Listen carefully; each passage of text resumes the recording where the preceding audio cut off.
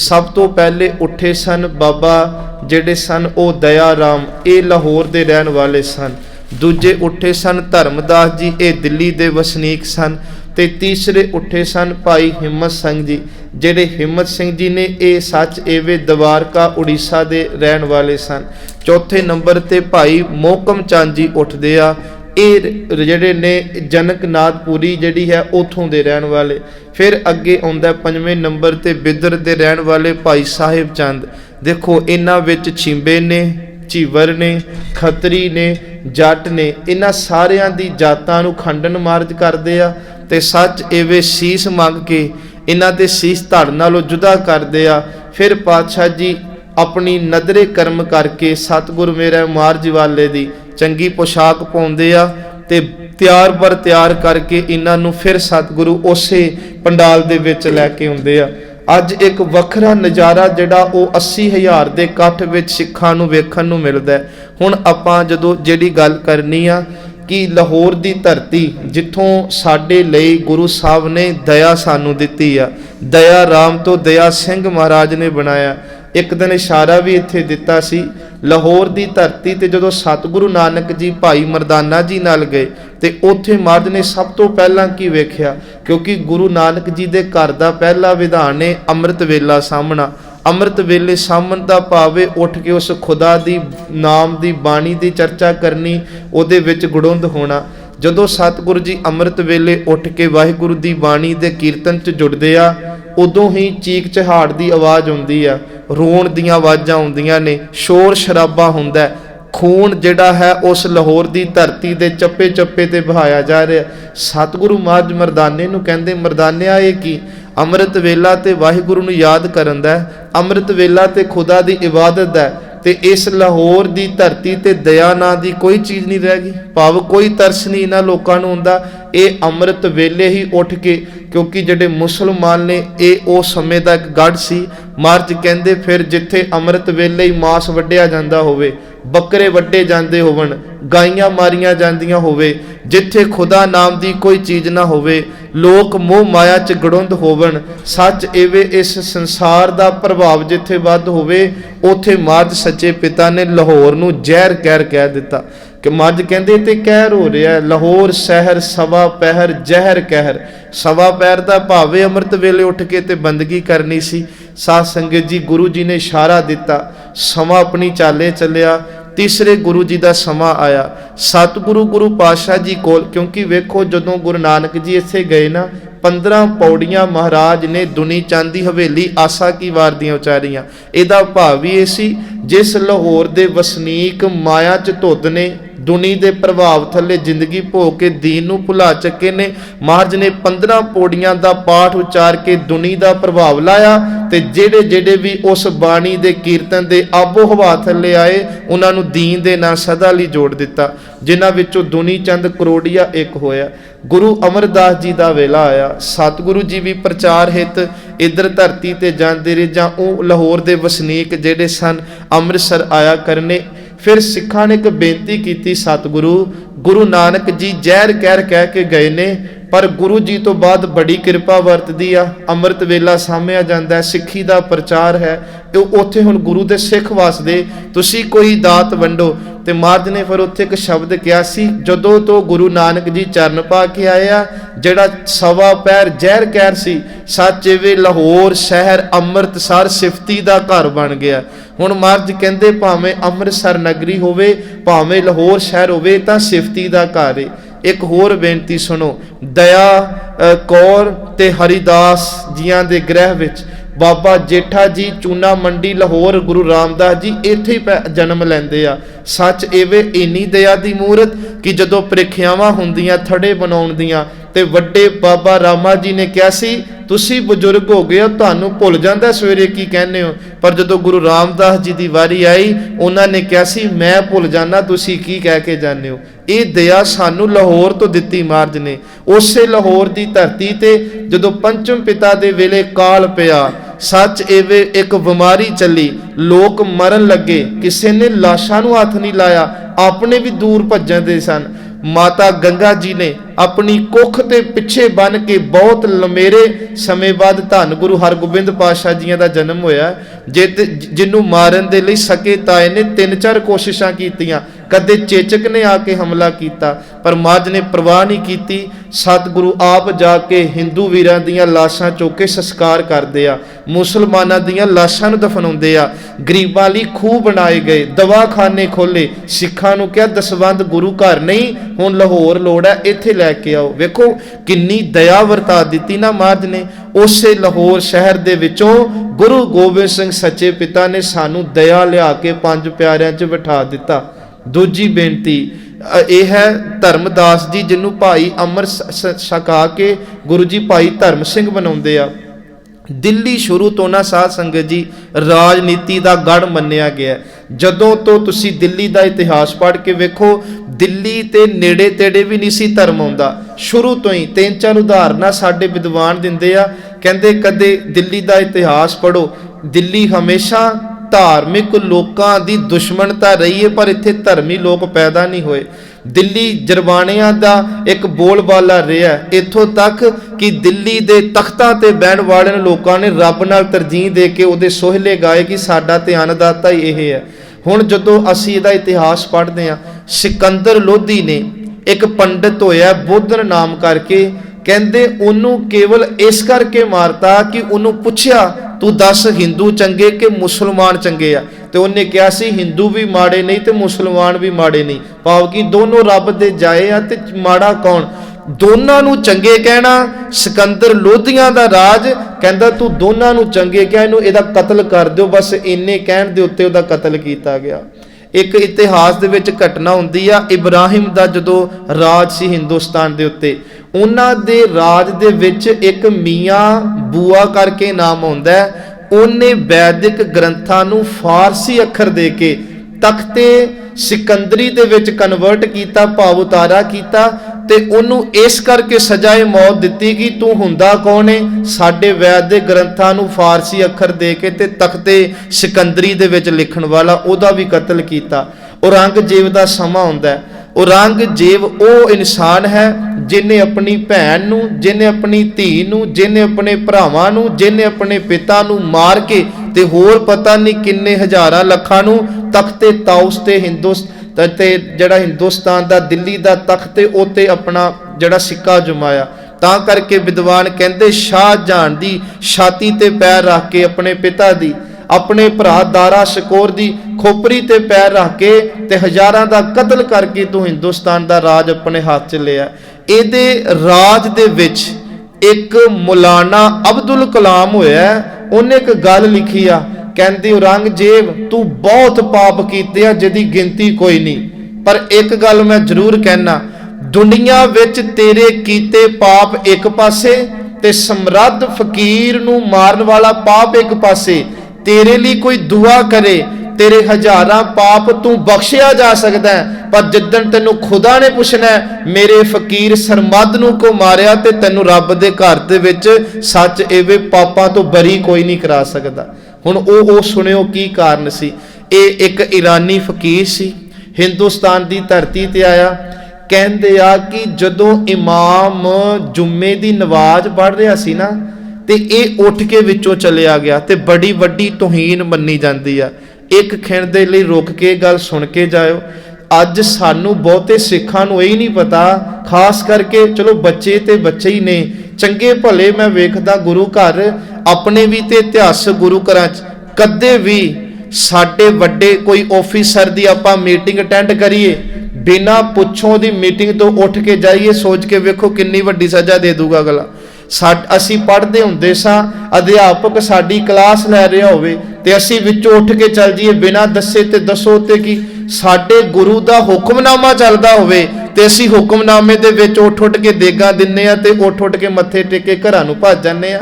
इदां नहीं करना चाहिए संगत जी। हुक्मनामे तो पहला चल जाओ, हुक्मनामा सुन के जाओ, पर कदे भी हुक्मनामे दे विच नहीं उठना चाहिए। साडा गुरु तां शहनशाह दा शहनशाह। सो खैर मेरे सतगुरु पिता जी कहंदे आ इमाम जिहड़ा वो जुम्मे दी नमाज पढ़ रहा ते अपने जड़ा सरमद फकीर उठ के चला गया। ਹੁਣ ਸਾਧ ਸੰਗਤ ਹੋਇਆ कि ਜਦੋਂ औरंगजेब आया ते इमाम ने कहा कि वेखो इन्हें बहुत वड्डी तौहीन की, काफरपुना किया, ये उठ के को चला गया। ते सरमद फकीर ने एक गल कही, मैनू सच दस, तेरे अंदर दे विच एक लालच दी तूती नहीं सी बोल रही? वो केड़ी कि तू क्या कि अज जुम्मे दी नवाज विच खुद बादशाह चल के आया, मैनू नवाज तो वध बहुत धन दऊगा, ते जेड़ा सच एवे आगू होवे ओदे ही मन डोलदे होवन, ओदे नाल नवाज पढ़ी दा फायदा की, मैनू ये ते दस। कहंदा चल मैं तेरी गल नाल सहमत है, असी कहने आ ला इल्ला ते तू ओदे मगर मुहम्मद रसूल अल्लाह क्यों नहीं कहंदा? कहंदा मेरी गल सुन, वैसे उत्थे शब्द लिखिया कमबख्ता मेरी गल सुन, तू कहना कि मैं मुहम्मद रसूल अल्लाह नहीं कहना, मैं ता नहीं कहना, मैं मुहम्मद तो अगे लंघ के अल्लाह दे घर दा सफर करदा पिया। धर्म शरा मर्यादा एक सच एवे पीर तक सीमित हुंदी आ, पर जदों रब दे भगत दरवेश संत जन उस मर्यादा तो अगे निकल के रब च ओत पोत हो जाते हैं। ये मर्यादा ये अनुशासन साडे वर्गियां लई आ, जिहड़ा ऑफिसर ही बन जे उहदे लई काहदे अनुशासन रह जांदे आ, वो अनुशासन सुनाउंदा जरूर है। सो तां करके साध संगत इहदा कतल कीता गया सी। देखो ये ते दिल्ली दी ओह घटना किवें भुल जाओगे, जिस शासक राज दे अंदर तुअसवी राज दे अंदर तिलक जंजू राखा प्रभ ताका दे सोहले सच एवे गुरु गोबिंद सिंह ने गाए। ये ओही दिल्ली दी धरती आ जिथे बाबा मती दास ये 10 नवंबर 1675 दी शाम है जदों सिखां दे कतल हुंदे आ, दोपहर तो शुरू हुंदे आ। सच एवे 10 नवंबर दी शाम नूं गुरु तेग बहादुर सिंह दा सीस धड़ तो जुदा कीता जांदा है। ये दिल्ली दे विच कदे धर्म नहीं सी, राजनीति सी ते धर्मियां नूं वैर जरूर कमा के ते मारिया जांदा रहा। हुण मेरे सतगुरु ने उस कट्टड़ पुणे विचों उस राजनीति विचों सच एवे अज सानू महाराज ने धर्म लिया के दिता जी। किड्डा वड्डा इनकलाब है ते इहो जिहा धर्म लिया के दिता। लाल किले ते झंडे झुलदे आ ते झुलदे रहणगे। जे गोरे आए उन्हां अपना चलाया, जे मुगल आए उन्हां अपना चलाया, साडियां ने 19 वारी चलाया। पर एक गल याद रखियो, सामने ही गुरुद्वारा शीशगंज साहिब है। लाल किले दे झंडियां ते जेड़ियां सरकारां आउणगियां सच एवे हुकूमत अपने झंडे चलाउणगियां दूजे ला के, पर इस दुनिया दे उत्ते इहो जिहा निशान शीशगंज लगा जिहड़ा हुकूमत तो परे आ, ओदे झंडे सदा ही बुलंद रहणगे। वो जुगो जुग अटल है। महाराज ने सानू उत्थों धर्म दिता। तीजी बेनती हिम्मत सिंह, ये सानू कित्थों मिली? द्वारकापुरी उड़ीसा तो। इहदे बारे सुनियो। एक स्कंद पुराण है, ਉਹਦੇ ਵਿੱਚ ਲਿਖਿਆ जी, ਜਦੋਂ कृष्ण जी ਨੂੰ ਭੁਲੇਖੇ ਨਾਲ ਇੱਕ शिकारी ने तीर मार के मारता, ਕਹਿੰਦੇ ਉਹਨਾਂ ਦੀ ਲਾਸ਼ ਦਾ ਸੰਸਕਾਰ ਨਹੀਂ ਸੀ ਹੋਇਆ, ਉੱਥੇ ਹੀ ਸੜ ਗਲ ਕੇ ਤੇ ਉਹ ਜਿਹੜੇ ਸੀ ਪਿੰਜਰ ਜੋ ਵੀ ਅਸੀਂ ਕਹਿੰਦੇ ਆ ਫੁੱਲ ਬਣ ਗਈ। ਇੱਕ ਫਿਰ ਕਿਸੇ ਸੇਵਕ ਨੇ ਨਾ ਉਹ ਇਕੱਠੀ ਕਰਕੇ ਸੰਦੂਕ 'ਚ ਪਾ ਕੇ ਤੇ ਧਰਤੀ 'ਚ ਗੱਡਤੀ। ਕਹਿੰਦੇ ਉੜੀਸਾ ਦਾ ਇੱਕ ਰਾਜਾ ਸੀ ਜਿਹਦਾ ਨਾਮ ਇੰਦਰ ਦਮਨ ਕਰਕੇ ਲਿਖਿਆ। ਉਹਦੇ ਸੁਪਨੇ 'ਚ ਵਿਸ਼ਨੂੰ ਜੀ ਆਏ। ਉਹਨਾਂ ਕਿਹਾ ਕਿ ਦੇਖੋ ਕ੍ਰਿਸ਼ਨ ਜੀ ਦੀਆਂ ਅਸਥੀਆਂ ਇੱਕ ਸੰਦੂਕ 'ਚ ਉੱਥੇ ਪਈਆਂ ਨੇ, ਧਰਤੀ ਪੱਟੋ ਤੇ ਇੱਕ ਜਿਹੜੀ ਹੈ ਉਹ ਜਗਨਨਾਥ ਦੀ ਵੱਡੀ ਮੂਰਤੀ ਬਣਾਓ ਤੇ ਉਸ ਮੂਰਤੀ ਵਿੱਚ ਉਹ ਅਸਥੀਆਂ ਨੂੰ ਸਥਾਪਨ ਕਰੋ। ਉਹਨੇ ਸਵੇਰੇ ਉੱਠ ਕੇ ਪ੍ਰਜਾ ਨਾਲ ਗੱਲ ਕੀਤੀ, ਐਲਕਾਰਾਂ ਨਾਲ ਵਿਸ਼ਵਕਰਮਾ ਜੀ ਦੀ ਡਿਊਟੀ ਲਾਈ ਕਿ ਤੁਸੀਂ ਕ੍ਰਿਸ਼ਨ ਜੀ ਦੀ ਮੂਰਤੀ ਬਣਾਉਣੀ ਆ। ਮੈਨੂੰ ਵਿਸ਼ਨੂੰ ਜੀ ਦਾ ਸੁਪਨਾ ਆ, ਬੇਨਤੀ ਸੁਣਿਓ। ਸਾਨੂੰ ਹਿੰਮਤ ਕਿੱਥੋਂ ਦਿੱਤੀ ਮਹਾਰਾਜ ਨੇ? ਤੀਜਾ ਪਿਆਰਾ ਕਹਿੰਦੇ कि विश्वकर्मा जी ने एक शर्त रखी कि राजन मैं मूर्ति बनावांगा जरूर, पर मेरी शर्त यह है जदों तक मेरी मूर्ति कंप्लीट ना होए वेखण कोई ना, नहीं तो मैं बिच्चे छड्ड के चल जाना। हुण बंदे ने घर दा लाया होवे काम ते मिस्त्री कहदे वेखण तुसीं आउणा नहीं, ते बंदा एक दिन रुकेगा, 2-4 दिन रुकूगा, ਉਹਦੇ मन च नहीं आउणा कर की रिहा 15-20 दिन हो गए मैं वेख के ते आवां। कृष्ण जी की मूर्ति बनदी नूं इतिहास कहंदा 15 दिन होए ਇਹ ਤੋਂ ਰਿਹਾ ਨਾ ਗਿਆ, ਇਹ ਵੇਖਣ ਚਲਿਆ ਗਿਆ। ਉਨੀ ਦੇਰ ਤੱਕ ਮੂਰਤੀ ਕਿੰਨੀ ਕੁ ਬਣੀ, ਨਾ ਉਹਦੇ ਹੱਥ ਸੀ ਤੇ ਨਾ ਉਹਦੇ ਪੈਰ ਸੀ। ਟੁੰਡੀ ਮੂਰਤੀ ਕਿਹਾ ਜਾਂਦਾ, ਭਾਵ ਕਿ ਬੇਹਿੰਮਤੀ। ਹਿੰਮਤ ਬਿਨਾ ਪੈਰਾਂ ਤੋਂ ਤੇ ਬਿਨਾ ਹੱਥਾਂ ਤੋਂ ਸਰੀਰ ਤੇ ਨਹੀਂ ਆਉਂਦੀ, ਭਾਵੇਂ ਸਰੀਰ ਜਿੱਡਾ ਮਰਜੀ ਬਾਹੂਬਲ ਹੋਵੇ। ਇਹ ਹੱਥ ਤੇ ਪੈਰ ਸਾਡੇ ਹਿੰਮਤ ਦੇ ਇੱਕ ਕਹਿ ਲੋ ਕਿ ਸਾਡੇ ਲਈ ਸੂਚਕ ਨੇ। ਕਹਿੰਦੇ ਆ ਕਿ ਜਦੋਂ ਵਿਸ਼ਵਕਰਮਾ ਜੀ ਨੂੰ ਪਤਾ ਲੱਗਾ ਇੰਦਰ ਦਮਨ मूर्ति वेखण आ रहा, उत्थे छड्ड के चलिया गया। अज तक वो याद दे विच ਉਸੇ ਮੂਰਤੀ ਟੁੰਡੀ ਦਾ ਜਿਹੜਾ ਹੈ ਉਹ ਹਿੰਦੂ ਵੀਰ ਆਪਣਾ ਪੂਜਾ ਪਾਠ ਕਰਦੇ ਆ, ਅੱਜ ਤੱਕ ਇਦਾਂ ਹੀ ਪੂਜੀ ਜਾ ਰਹੀ ਆ। ਹੁਣ ਇਹ ਗੁਰੂ ਸਾਹਿਬ ਨੇ ਕਿਹਾ ਕਿ ਉਸ ਦਵਾਰਕਾ ਵਿੱਚ ਜਿਸ ਮੂਰਤੀ ਦਾ ਤੁਸੀਂ ਪੂਜਨ ਪਾਠ ਕਰਦੇ ਹੋ ਉੱਥੇ ਤਾਂ ਹਿੰਮਤ ਹੀ ਨਹੀਂ ਰਹੀ, ਤੇ ਸੱਚ ਵੇ ਬੇਹਿੰਮਤੀਆਂ ਨਹੀਂ ਤਾਂ ਹਿੰਦੁਸਤਾਨ ਨੂੰ 900 ਸਾਲ ਤੱਕ ਜਰਬਾਣਿਆਂ ਦੇ ਅੱਗੇ ਗੁਲਾਮ ਕਰਕੇ ਰੱਖਿਆ। ਮੇਰੇ ਸਤਿਗੁਰੂ ਨੇ ਉਸ ਥਾਂ ਤੋਂ ਸਾਨੂੰ ਹਿੰਮਤ ਬਖਸ਼ੀ, ਤੇ ਭਾਈ ਹਿੰਮਤ ਰਾਏ ਸਾਡੇ ਲਈ ਭਾਈ ਹਿੰਮਤ ਸਿੰਘ ਬਣ ਕੇ ਆਏ। ਕਿੰਨੀ ਹਿੰਮਤ ਬਖਸ਼ੀ, ਏਡੀ ਵੱਡੀ ਹਿੰਮਤ ਬਖਸ਼ੀ ਕਿ ਸਿੱਖ ਆਰਿਆਂ ਥੱਲੇ ਚੀਰੇ ਤੇ ਗਏ ਪਰ ਡੋਲੇ ਨਾ, ਸਿੱਖਾਂ ਨੇ ਖੋਪਰ ਲੁਆਏ ਡੋਲੇ ਨਾ, ਕੀਮਾ ਕਰਾਲੇ ਡੋਲੇ ਨਾ। ਸੱਚ ਇਵੇਂ ਕਦੇ 84 ਤੋਂ ਬਾਅਦ ਦਾ ਇਤਿਹਾਸ ਪੜ੍ਹ ਕੇ ਵੇਖੋ, ਸਿੱਖਾਂ ਨੂੰ ਦੋ ਪਾਸਿਓਂ ਟਾਇਰਾਂ ਤੋਂ ਬੰਨ ਦੇਣਾ ਤੇ ਦੋਨੇ ਪਾਸੇ ਗੱਡੀਆਂ ਚਲਾਣੀਆਂ, ਦੋ ਹਿੱਸੇ ਕਰਦੇ ਨੇ। ਸਿੱਖ ਜਕਾਰੇ ਲਾਉਂਦੇ ਸੀ ਡੋਲੇ ਨਾ, ਕਿਉਂ? ਕਿਉਂਕਿ ਮਾਝ ਨੇ ਸਾਨੂੰ 5 ਪਿਆਰੇ, ਤੀਜਾ ਪਿਆਰਾ ਉਹ ਦਿੱਤਾ ਜਿਹਨੂੰ ਹਿੰਮਤ ਸਿੰਘ ਕਹਿੰਦੇ ਆ। ਤੇ ਜਦੋਂ ਹਿੰਮਤ ਸਿੰਘ ਵਰਗੀਆਂ ਫੌਜਾਂ ਗੁਰੂ ਦੀਆਂ ਅੰਮ੍ਰਿਤਪਾਨ ਕਰ ਲੈਣ ਤੇ ਸੱਚ ਇਵੇਂ ਮਰ ਸਕਦੀਆਂ ਨੇ ਪਰ ਮਿਟ ਨਹੀਂ ਸਕਦੀਆਂ, ਕਿਉਂਕਿ ਉਹ ਗੁਰੂ ਤੋਂ ਅੰਮ੍ਰਿਤਾ ਦੇ ਵਿੱਚ ਚਲੀਆਂ ਜਾਂਦੀਆਂ ਨੇ।